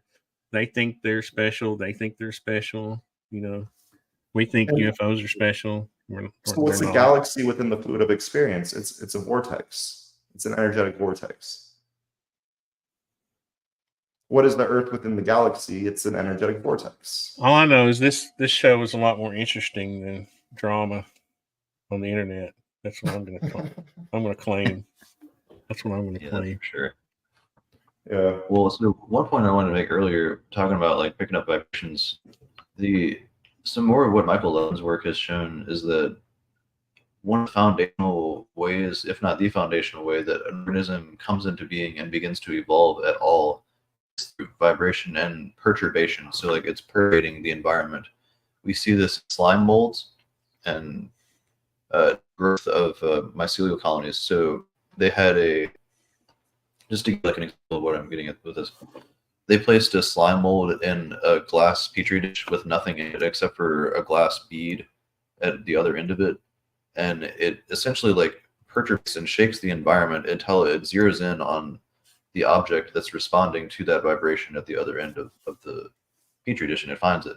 So that's essentially what organic life is doing when it came out of the ocean vents, if we think that's where it came from. And these very first eukaryotic and prokaryotic cells, their ability to move their flagella on the outsides of the cell walls around and kind of move it around their environment and sense their environment, that's very much that's vibrational perturbation, the reception of feeling in a way. And so eventually that evolved into more sophisticated methods of that, like hearing. And so now our eardrums vibrate the perturbations from outside the environment. And so when we want to think about the concept of, I mean, going back to spirituality or like connecting with spirits of other organisms a long ways away, maybe we could stretch the imagination and think that could be, there are really, really deeply ancient mechanisms for us being able to perturbate. Now that brings to question, are we actually prioritizing vision, that like what the human's main mode of navigating environment has been for the past probably 500 or more than 500,000 years. Once the eye came about, a lot of brain real estate began to be dedicated to processing the world based on visual signals and, of course, auditory signals, but those seem to come secondary. And so, that being said, we still have a lot of receptivity towards vibration of various forms. I think a lot of people get turned away from that when they start prioritizing the vision concept of that versus like the woo-woo conception of picking up vibes, man, that whole thing. So, it's like there is a narrative there to be formed, or there is science to be tested in that regard on the vibrational side of it. We just aren't there yet, and maybe we need a long time for the technologies to really be able to examine the depth that it deserves. Yeah. When I was a little, I used to pretend I was blind, and we would try to walk around the house and try to memorize, where the hallway was, where the kitchen, where the bathroom, and me and my brother would try to challenge each other, like to pretend we were, to get around without being able to see. And it was interesting because you kind of got at some point you kind of got the idea that maybe we're better off blind, not being able to see because your other senses are more heightened, your sense of touch and smell, and even to perturbations, your vibrations of the walls and the floors. I just wanted to circle that back real quick. Arson, I think you're 100% correct. Basically, I also did that. I ended up being the coach of a soccer team for a while, and I would have blind soccer practice. I know this sounds stupid, but I would have everyone close their eyes, and we would get in a circle, and then like the person who wants the ball needs to say, "Yo," and then the person kicking the ball says, "Hey," and then they kick the ball, and you literally hear the ball rolling through the grass, and you stop it very easily. That next game we played, every single person came up to me and told me they could hear the ball rolling through the grass as it came to them. But to go off what Patrick was saying earlier, we've evolved to eyes, but what is truly the most advanced sense? And single-cell organisms have their flagella and they're moving around and doing that. But so what is the human body's most advanced sense? And this is just how I like to think of it. I think it's that of love. Because love is ultimately like a manifestation potential. It's your ability to harmonize in a certain direction versus another direction. And so I think that humans naturally strive for that harmony. At least I do at this point in my life. And and I think that we, through our postures of mind, body, and spirit, through that longitudinal electromagnetism, the one that's filling our dimensional layer, we vibrate towards fulfilling our expectations. And that also circles back to that placebo effect, the ability to have a long life. If you believe you can, if you think you will be successful, you are more likely to be successful. And it's vibrating to your greatest self. And all these potentialities exist within the ocean of infinity, of infinite experiences, right? That's literally where my work goes. But I think we vibrate to, and that also circles back to the law of attraction, and all those kinds of thoughts. I think it's intuition is our greatest attribute. I think love, I hate to say this, but after being through 2 marriages, I think love is just that thing that was installed in humans to duplicate themselves. That's Maybe that's what that is. It's sort of a survival mechanism, right? I would call that a different sense. I would say that's more desire and want versus love, which is like always there and always giving, like the love of God, right? Oh, I know. Thing. It's not, but it's also it's your ability physical. to sense somebody behind you, like that. I think also intuition. Yeah, I wasn't fully explaining what I thought. I was just basically saying that I thought maybe intuition ranked higher than love, but I think love. I don't think humans can express the fully love. I think our Creator can, because. But I was just saying, I think as far as fine tuning, that maybe intuition can be something we can develop, on a higher level. I think, intuition is based off of your ability of manifestation potential, is the words I'm using. Manifestation potential is your ability, your intuition is tuned into that. And what is that? It's your paths of the future. Your intuition says, if you go this route, this will happen. Or not even this will happen. Don't go that route. Your intuition is saying, just don't go that route. So your intuition is somewhat of a guiding force that describes the higher power, which I'm just defining as love right now, for your greatest manifestation, like where your health is the best, right? We were talking about morphogenetic spaces and being in line with the flows of reality versus you could say man-made illusions or distortions that then end up creating cancerous cells and things like that. I think love, if you were to truly follow your heart and live your life by your heart, you would probably live a lot longer life than if you doubted yourself. I think it's just I guess I was thinking about those cases where, like, as a parent, I love my children and I want them to have what they want, but that's not always what's best for them. Right? I have to use my intuition to correct the love I have for them sometimes, But on the other hand, what you're saying is true, because if it came down to, protecting them with my life, I certainly would do that. My intuition would say, don't kill yourself or don't let yourself die. But I certainly would, stand in front of them to protect them. If, so I guess you just have to evaluate that. Is that protecting the next generation, or is that love? I think that they go hand in hand, and maybe they are a little bit different, but I think intuition is a result of love, or potentials. Intuition is a result of the potentials that exist. Ultimately, everything we experience is a result of the potentialities that exist. Again, we evolved on Earth. We evolved around the sun. We evolved in an expanding universe.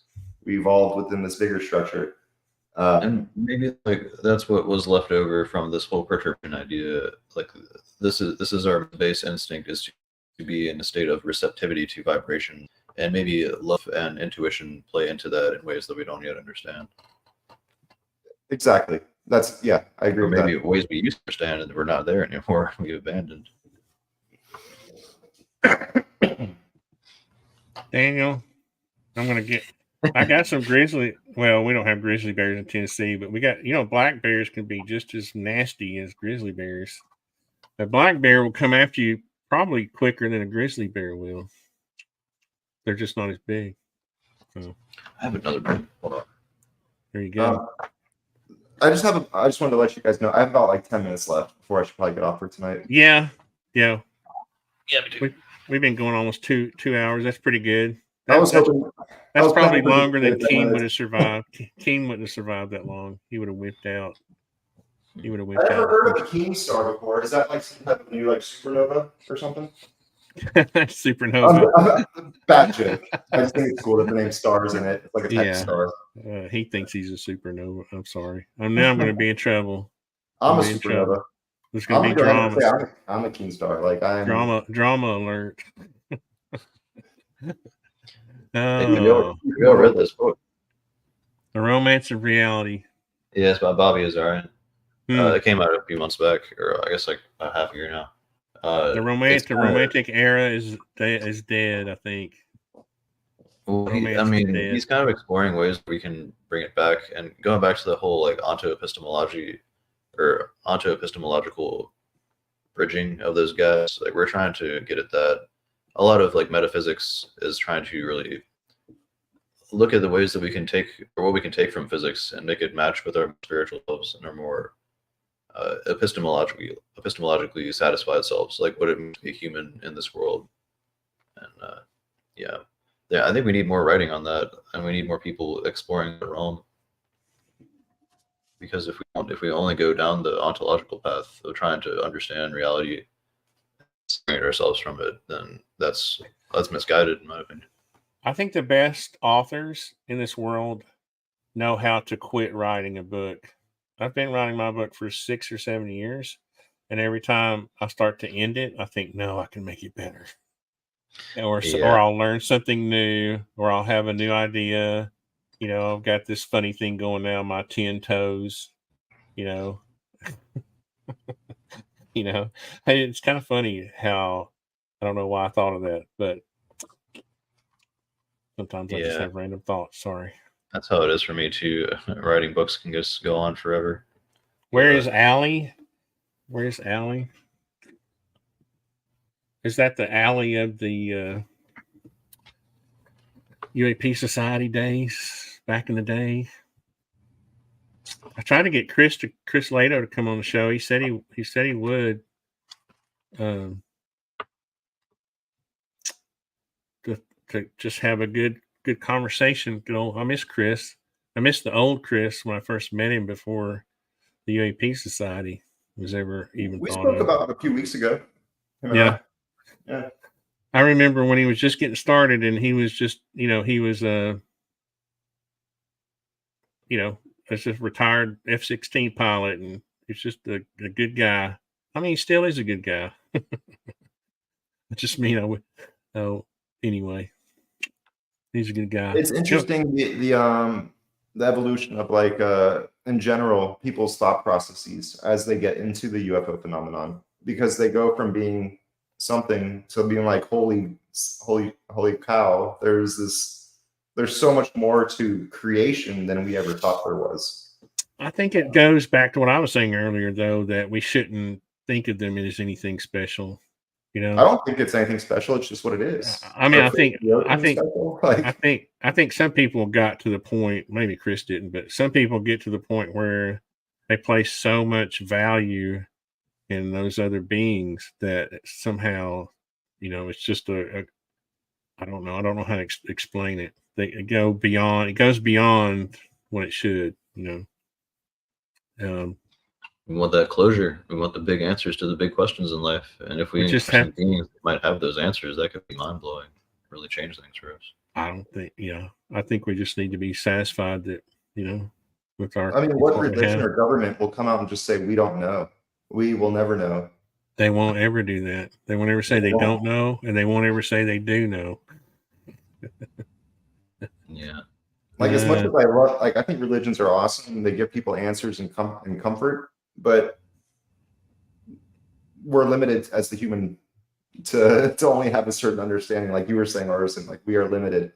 The earthworm is limited.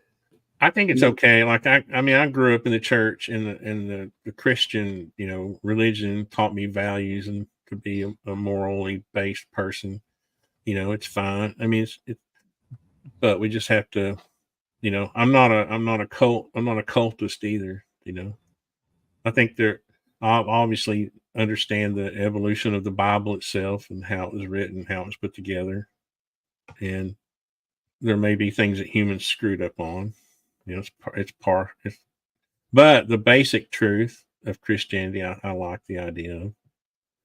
But I don't proselytize to other people. I don't try to convert them. You see, I think that's where people go overboard with everything. When you start trying to convince other people of your beliefs, that's where I kind of think you should draw the line. Keep it an individual belief. Have your own personal values. Don't. I think that's where we get kind of crazy sometimes. But when you start drinking the Kool-Aid, something is wrong. You gotta start thinking. Reminds me of what's in that Kool-Aid. Like there was a village, there were 100 people, let's say, and they lived around this well. And this one guy realized, hey, this well is poisoned. If you drink this well, you're gonna go crazy. You're gonna start thinking different things. You're gonna start believing all these different things. And so all these 100 people were very in tune. They were all on the same page. Then one person drank from the well. They were the crazy person. Another person drank from the well, and they both were able to connect with each other. And so now you have two crazy people. But eventually they all start drinking from this well of information or knowledge or perspective. And now you have 99 people that have drinking from the well, except for the one person who never drank from it. Now he is the crazy guy because he doesn't see what everyone else sees. And so definition of truth is always evolving. Definition of what is reality, and I think that's a really good example of what is crazy in modern times and what is truth. I find that a very fascinating thing. Yeah, a modern shift past the postmodern shift, past the age of enlightenment. We're trying to form a better narrative now. Yeah, we're forming a new narrative about these UFOs, about artificial intelligence, non-human. We're doing all this stuff, and it's the person who doesn't buy into it at the end of the day is going to end up being the crazy one because they don't believe the groupthink of everyone else. Yeah, I guess we'll see. Exactly. We'll have to wait and find out, right? Yeah. Huh. See, this is why somebody asked me. Oh, it was Barrett asked me one time, "Why do you have co-hosts?" And I said, "It's because sometimes I do this. My mind goes down a rabbit hole, but it has a hard time getting out of it." Because in the future, the company that's not using AI is gonna fall behind. Oh yeah. If you're not using AI, you're behind already. I mean, this just nuts. I'm creating a little artisanai.net. If you go on there, it's kind of funny. I'm not advertising that, by the way, because it's nowhere near ready. Might as well pull it up and show people. I'm training an OpenAI assistant to be your construction manager. But the thing about the assistants are that you can upload files that through hidden prompts you can make it reference those. So my assistant could be better than the other assistants because my checklist of building a home are 45,000 items long, where if you go ask ChatGPT what would be the pre-drywall checklist, it might be this long. Well, mine's this long. So anyway, I just think it is funny that, honestly, if you weren't in on the ground floor of AI, it's already kind of too late, right? I know, and I noticed this because I started developing my little thing about a year ago, and I worked with this Norwegian guy It was he is a Joomla developer, and that's the content management system I use. And already for that content management system, there's already chatbots and all kinds of AI. You know what I mean? So it's like if you're not that guy who's just like bam right on the spot, your business is already behind. If you're a business and you haven't actually educated yourself on artificial intelligence, you're a dinosaur. Yeah, a lot of businesses are hiring AI experts to help fill that gap too. Yeah. Yeah, I'm looking to start doing therapy sessions on this, honestly, or like at least group webinars trying to teach people how to use AI to their advantage, because this is going to be a revolution. And in the next 5-10 years, if you don't have a good familiarity about how to use these technologies to your advantage, even in a way that allows you to ask them how to use them to your advantage, like that has to be a well instilled instinct in us. Especially if you want to guide these to be better intelligent, or to be, if they're going to be super intelligent, we want to be able to be in a good relationship with them to begin with, have a good understanding of the technology. And yeah, what we have to realize too is there's not just going to be one super AI, right? Based on the fact that we live in a capitalistic society, thank God, there's going to be competing AIs, right? There already is. So there will always be that white hat AI, and there may be a black hat AI, but there's always going to be competing, right, intelligences out there, which is a good thing. We don't want just one networked AI. We don't want a blockchain AI. that's some control. companies will break up. Yeah. Some companies have several brands, and the brands will conflict with each other. This brand is geared towards, let's just say, politics. It's the easiest way to define it. This brand is geared towards Democrats. This brand is geared towards Republicans, but they're literally the same company owning two different brands targeting all of humanity. Kind of like Facebook. You've got like Gemini. I don't know if you follow Gemini, but it's sort of the liberal brand of AI.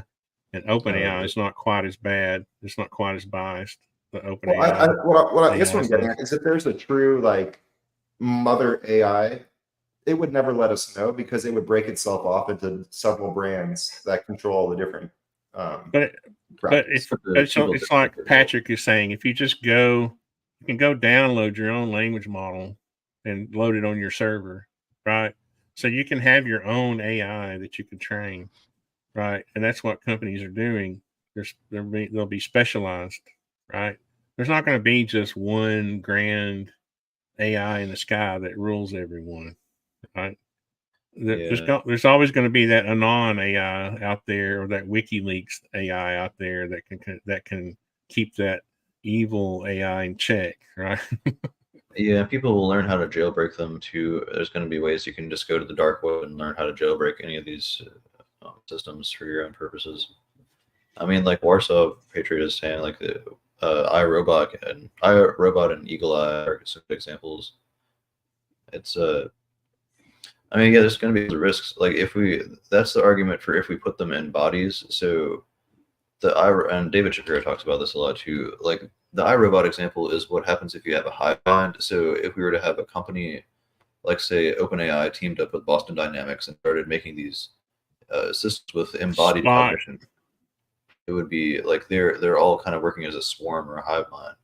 If we do it on the individual level, where we have like personal assistants, like what Musk wants to do, that's I feel like that could be more dangerous. It's hard to know. Like, this is what I'm saying. Education is probably going to be the key to this. Like, your ability to be able to talk the language of AI is going to be our saving grace in the future. At least that's going to be a major element. Well, and as long as they're not tainted too badly, as long as you're able to still prompt it to like on my website, the initial prompt that you don't see when you log into my assistant is that you're a helpful artist, and you know what I mean? So you're prepping the AI to be a certain personality or type, or load that data that I've uploaded, right? So as long as we're always able to do that, I think we'll be okay. It's when people, bad people train AI to only think one way is going to be the problem, I think. But again, I don't think we have too much. I'm not one of these people that worry about that too much. I don't know why people do, especially anybody living now. You should maybe our kids or grandkids or something. I would like to think that the people that are in charge of the programming have a high sense of morality. Well, they claim at some point you won't have any control over it, but I always think you. They have so, like, if you follow what OpenAI is doing and what Sam Altman's been saying,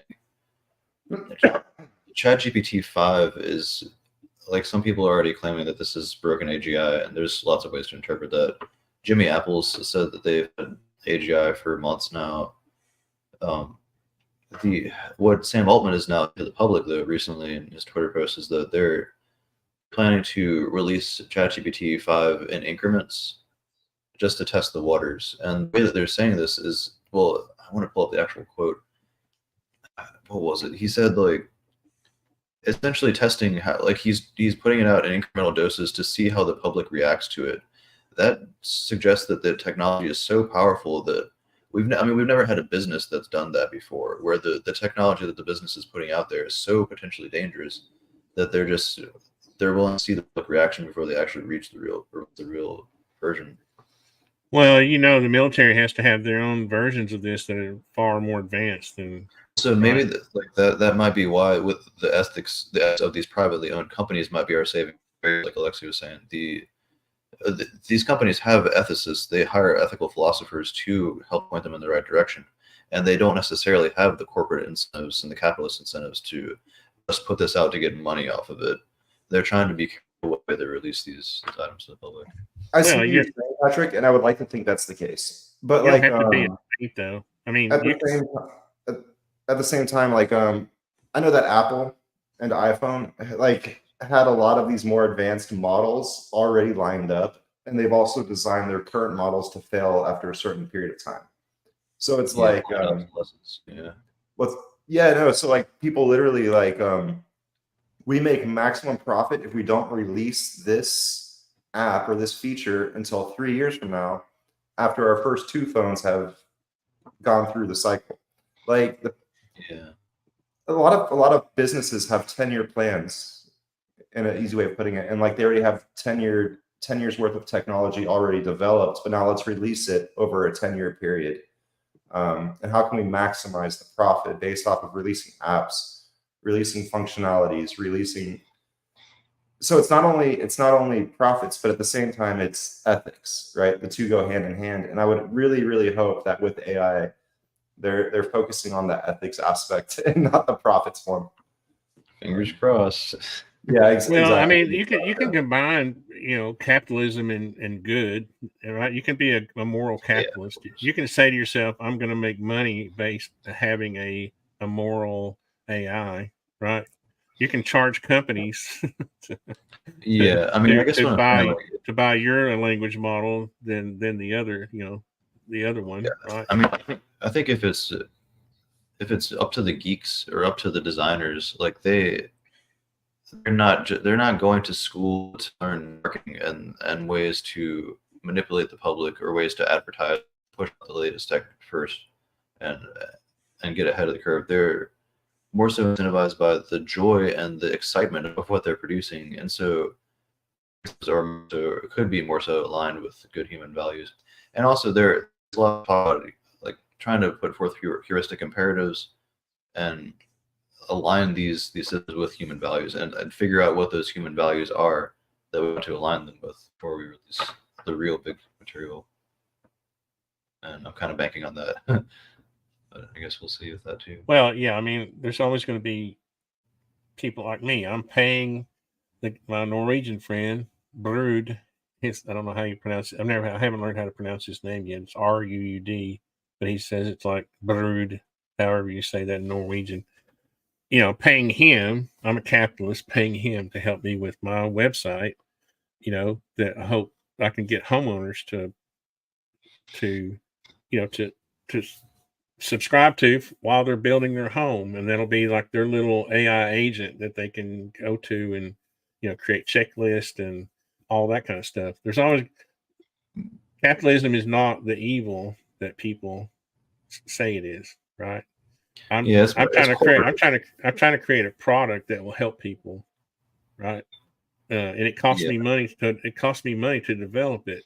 So I need to charge a little fee to recoup that cost. That's all capitalism is. Not all capitalists are evil. No, it's more Yeah. corporatism and consumerism and the advertising mindset, and a lot of capitalism is aligned with that. But it's not just capitalism to begin with. Yeah. I think there's in this culture that current culture, too many people are exposed to bad politics, and they get impressions, and they're taught Yeah. that capitalism is evil, it's bad. When really, if it wasn't for capitalism, they wouldn't have anything that they have now. They wouldn't have computers, they wouldn't have cars, they wouldn't have the internet. Yeah. The And they the also government can't provide all of this. Government can only suck so much wealth out of society. So anyway, I'll get off my soapbox about that. Mhm. But That circles it back to the bigger question for me. It's like, what is the true definition of evil? What is the true definition of good? What is the true definition of being in line with the morphogenetic space of our creation? So, I mean, are humans naturally supposed to evolve to create these technologies? Is that just like a thing that happens? Or are we disconnecting ourselves and are we branching off into our own little creation? And I think that's the question that philosophers won't really ever be able to answer. Whether or not like this technology age is a natural process by God, or if it's something that we've created on our own and we're being removed from it. I think it's just a natural progression of of chemical processes. That, and then at some point entropy takes over, and we go So back that to falls into the line of we don't have free will, but I feel like you no. We have No, as beings, we have free will to manipulate matter however we want to. That has to be true, or we wouldn't have bombed in Hiroshima and Nagasaki to nowhere, right? I mean, Yeah. was that planned? Was that programmed into our being that we would kill that many people because we had this idea of how to create energy, from small bits of matter? Like I Schopenhauer, can't or answer not these questions. Well, Oppenheimer said when he made the bomb, he said, "I am become death, destroyer of worlds," quoting Shiva from Buddhism. Right. I mean, he didn't realize, like when he was later interviewed, he didn't realize that he was making such a destructive force. He was just doing the excitement of technology. And I've long thought that it's complexification, like Arian talks about in this book here. And I mean, a lot of other theorists have talked about. I think it's apologetics. I think that's apologetics because Einstein had the motive. He was afraid the Germans were going to build the bomb before the Americans did. That's literally, that was literally the motivation behind. So Oppenheimer, maybe he felt bad afterwards, but he knew what he was doing. Right, he knew it was a top secret. Yeah, so he knew it, like the motivation to be able to win was a big aspect. He was just acknowledging that he created what he set out to create. That's all he was, in my book. That's what he was doing. I mean, he probably lamented that. Maybe he thought we could. I mean, really, why didn't we blow up a bunch of cows or pigs and send them the video? Why did we have to actually kill that many people? Yeah. I mean, I've long felt like it's the exponential curve. Evolution is like going steady, and the technology is just going up. That's like complexification theory. So, like, what is the base definition of intelligence, and as well as the human condition experience of all organisms? Like, what is that at its base root? Is that just complexification, and then the universe, like whatever it is, it's complexifying on, and one of the things is organic biology, and then another thing is just the technology that exists around that, and are we riding the wave of technology and kind of catching it as it goes along? So this technology of realizing, accidentally stumbling on through the method of science, the ability to manipulate atoms and smash them together. Whichever part of the human organizations and tribes figured that out first was the one that's going to win. It's like we didn't plan for war. We never planned for wars. I mean, if we could have our way, we would not be taking the path of least resistance, and we would have to take a lot more time. Well, Hitler because planned the for reality war. is so incredibly complex, we just kind of do what we can with what we have now. You know? I think you have to separate like mankind's motivation from individual men's motivation, right? Hitler certainly had war on his mind, right? Well, again, his reasoning, our reasoning is often flawed, and because reality is so very complex, it may take many years to be able to unwind the kind of false narrative that Hitler was under, because people don't generally try to harm others. They don't sit thinking that they're going to harm each individual person. They usually get into these horrible utilitarian mindsets like Hitler did and saying, I'm going to save the whole world by killing the Jews. And I mean, it sucks that this is the way that things are. And fortunately, we're teaching people to be wary of the way that our thinking can go wrong in that regard. I don't believe we'll ever see another Holocaust like that because of that. I do see atrocities being made against Ukraine, with Russia against Ukraine, and Israel and Palestine in this regard, where if the world leaders were given more time to be able to deal with their inability to align with the complex reality, maybe they could align with it a little bit better and come to better terms. You know? But we also have to realize that on a sort of a tribalistic scale, that some tribes have to learn that they can't do certain things, right? As a tribe, you can't go murder, people, a whole race of people without there being some pushback, right? That's tribal, and that's your little local humanness. Vortex of awareness. Yeah, vortex thing. Yeah. But I mean, at some point we do have to have corrections, and we do. It's like the reason we're not in a third world war right now is because we do have nuclear weapons. That fear was placed in all of us that we don't want to wipe out all of a whole continent. Right. Like we'd rather conquer it than like Russia is doing than nuke it. Just use tons of like non-nuclear weapons. Yeah. We have the thrusters. Like the mutually assured destruction, MAD, like that kind of seems to be serving us, because nobody wants to wipe out all of human civilization. I mean, there are some people that are genuinely psychopathic, to use the psychology term there, that would desire that, but they don't have the resources or anything to kind of put that in action. Maybe AI will be one of those resources. Let's hope not. But it seems like we had, very shortly after we created the atom bomb, we created the hydrogen bomb, which is 80 times more powerful than the atom bomb. So we have that technology. We never will use that. We've decided all the world governments would make it our scientists to design hydrogen bombs, but they realized that it would be mutually assured destruction to use such a device. Yeah. All right, guys. I do need to take off though. For all right. Well, can we end on a happy note instead of mutual destruction? No, well, I just wanted to end it. Okay, well, I got time for one more little quick, not necessarily rebuttal, but like agreement, essentially, with what Patrick was saying about cycles of time, essentially. And right now, we're going into this potentially a phase of this technology coming out and this new awareness of everything. And how does that relate to a human experience? We literally have our circadian rhythm, right? And so as we have the daily procession of energy, humans go through the delta beta state, back to the delta, right? Through the circadian rhythm. Just like all beings on Earth go through the yuga systems, or the ages of the zodiac, through the precessional cycle of the Earth. So over this 25,920-year process, we have different injections of awareness into the human being, into the entire Earth system, ultimately. And it also relates back to the cataclysm cycle every 12,000/600 years. And where are we now within all these traditions? We're in the transition from, you could say, a theta dream state into an alpha awake state.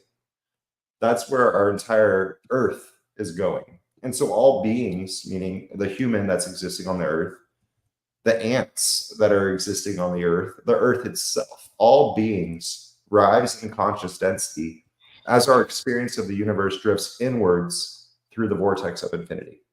And that's that. So I don't think that AI is bad. I think that it's probably part of the natural process, but we need to be aware that we still need to be aware of ourselves and hold ourselves accountable for our choices and actions, right? It doesn't, just because AI is coming out doesn't mean we need to act like idiots. Like, okay, let's be smart with it. Let's do good things with it. But I do think it's natural. I think it's part of God and the greater creation of our existence. And it's to be appreciated and used properly. I think if people would just educate themselves, I know that's kind of a cliche, but it's true. There's certain, like, I watch this one YouTuber, his name is One Little Coder. He's an Indian fella, and he's probably, he does practically daily updates on AI and progress and language models and blah, blah, blah, blah, blah, blah. If you just go and see how it's being developed and play with it yourself, you know, you stop fearing things, that because once you learn how they're developed and how you can build your own little language model, you literally can get in a text file and build your own little language model and save it as a markup file and training yourself. As long once you start to understand the process, you're not as afraid. You're not, To emphasize that point even more, and not just because I'm a Southern Florida guy, but more like guns are scary to people who have never used them. Yeah. But once you start to use them, you understand they're just a gun. Like, it's not that big of a deal. Like, it's just a tool. That whole thing is silly to me. Yeah, it's literally just a tool. Like, we all have like 30 kitchen knives or 30 knives in our kitchen. How is that not scary? I remember one time I was in my little warehouse looking for a tool, and there was a little 32 auto. It was a P64. It was a P64 just laying in one of my toolboxes. I was like, "Oh, there's that thing," And I was like, "It was in a toolbox." It was just like AI is a tool being created by man. It's a tool. Yeah. And the more you use something, the more familiar you come with it, the less scary it becomes. Yeah. Yeah. Yeah. Well, and also, I just want to clear up with the mutually assured destruction thing. That's been our lesson. Like, what I'm saying by talking about that is, like, we know the dangers of the technologies now. We have for over 8 years at least. So that's a good few generations, and we know the dangers of AI as well. And I think that we may run into some problems with it, but I think we'll learn our lessons quickly from that, and we'll be able to. We're also going to have much more control over these, I think, than nuclear weapons and that kind of example. Well, and I don't think we're as connected as people think we are, right? You're going to have zones of where, like I was saying, competing AIs. There's not going to be just one big mother AI, right? Yeah. That we're not literally as connected as we think we are. You had AT&T's whole network go down. Verizon was still working. I was still using my phone. People, the solar flares are going to knock out all communications in the entire world. No, it's just one network, dudes. And so if you're worried about AI taking over the world, we're just not that connected. We're just not. I mean, through wires. So I think Patrick's point is extremely valid, though. Like, no, I'm not.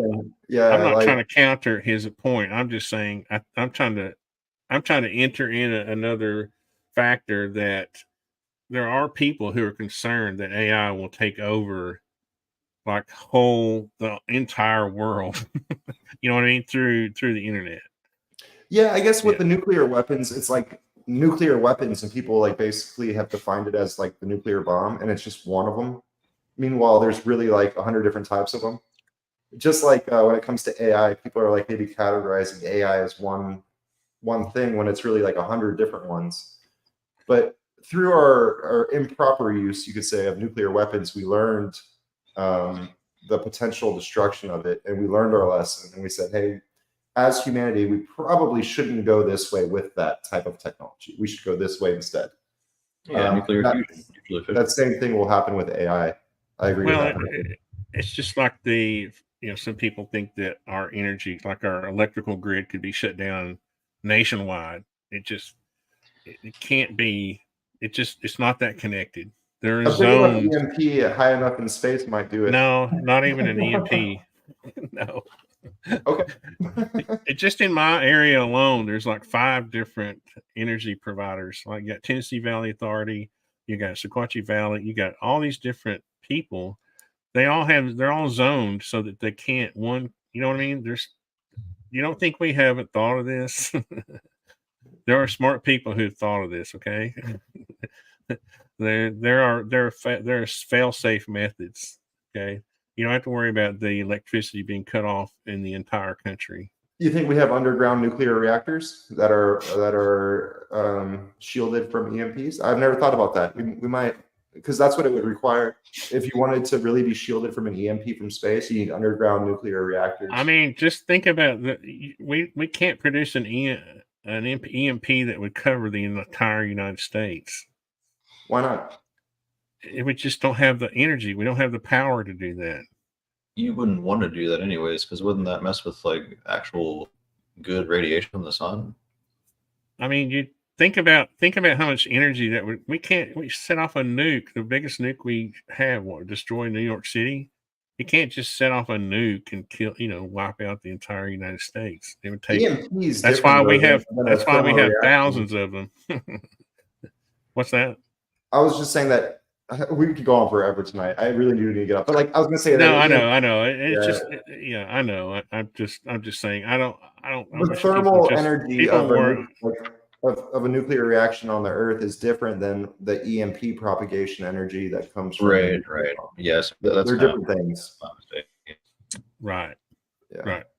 We might have Google has their whole system is backed up. They're a giant Faraday cage. I know that's true. So all my Google Docs are good in case things go wrong. If your computer still works. Well, all I was trying to say was people should stop worrying so much. That's really the root of what I was trying to get to. Don't worry, because you're gonna shorten your life. All these other people are gonna be living when you're gone from worrying, and they'll be saying, "See, I told you so. You shouldn't have worried." Anyway, I'm getting tired too because my brain is getting empty.